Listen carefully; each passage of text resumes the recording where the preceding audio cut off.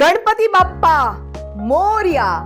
आता लालबाग परळ म्हटलं की आठवतो तो नवसाला पावणारा लालबागचा राजा आणि सगळ्यांना भव्य दिव्य अनुभव देणारा 22 फुटांचा गणेश गल्लीचा मुंबईचा राजा. पण आज मी तुम्हाला घेऊन जाणार आहे बाप्पाच्या आणखी एका जागृत देवस्थानाकडे, परळच्या कुशीत वसलेल्या बाप्पाच्या खास मंदिरात. हे मंदिर फारसं कुणाला माहित नाही, पण गेल्या काही वर्षात चमत्कार आणि आध्यात्मिक शक्तीमुळे ते नावारूपाला आलंय. चला आपणही तिथे जाऊयात आणि बाप्पाचं दर्शन घेऊयात. नमस्कार, मी आले परळमध्ये, परळ शिवडी भागातल्या चंडिका संस्थान कंपाऊंड मध्ये. इथल्या गणेशवाडी सोसायटीत उंचच उंच इमारतींनी वेढलेला हा भाग. वर पाहावं तर थेट आभाळाला भिडणारे गगनचुंबी टॉवर्स.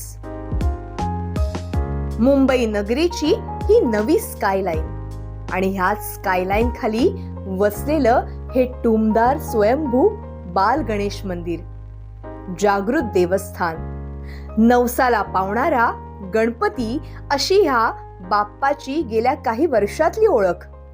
सोसायटीच्या पायऱ्या उतरून खाली उतरलात की समोरच दिसणारं हे टुमदार कौलारू मंदिर.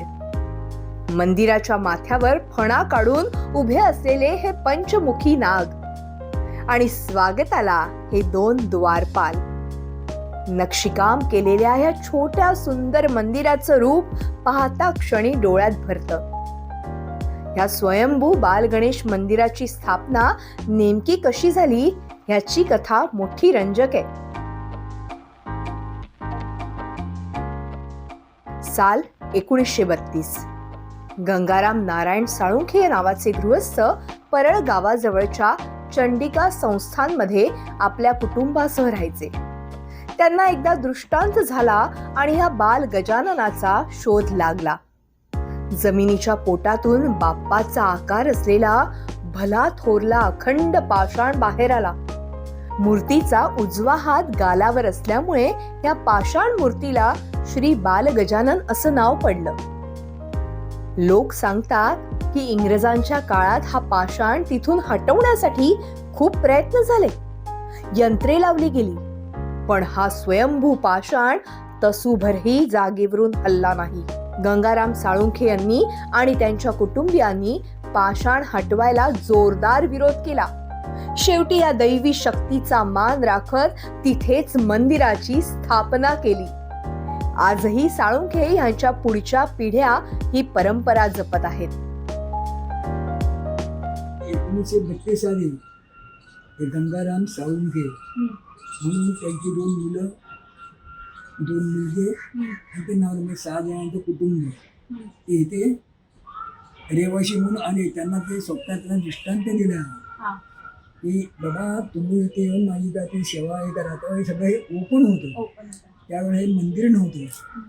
त्याच्यानंतर मग असते त्याच्या योगाने त्या परमेश्वर कृपेने हे सगळं असते डोनेशन वगैरे असे करून देऊन आणि नंतर आम्ही लोकांनी सगळं हे करून हे मंदिर उभारलं. या मंदिराला नागदेवतेचं विशेष वरदान आहे.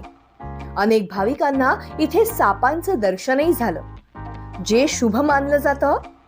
केवळ गणपतीच नाही तर ह्या मंदिरात अंबे माता, शिवपिंडी, श्रीकृष्ण, स्वामी समर्थ, विठोबा रखमाई, साईबाबा ह्यांच्याही सुंदर मूर्ती आहेत.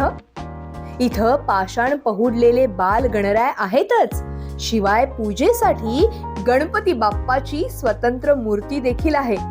एकाच छताखाली अनेक देवतांचं दर्शन झाल्यामुळे इथे येणाऱ्या प्रत्येक भक्ताला एक वेगळीच ऊर्जा मिळते. दरवर्षी माघी जयंतीचा म्हणजे श्री बाल गणेश जन्माचा सोहळा इथं थाटामाटात साजरा होतो. शिवडी परळ भागातील हजारो भाविक दर्शनासाठी गर्दी करतात. इथल्या बाल गणेशाची ओढ अशी आहे की एकदा आलेला भक्त पुन्हा पुन्हा इथे येतोच. अनेक भक्तांच्या नवसाला हा बाप्पा पावतो, अशी इथल्या गणेश भक्तांची भावना आहे.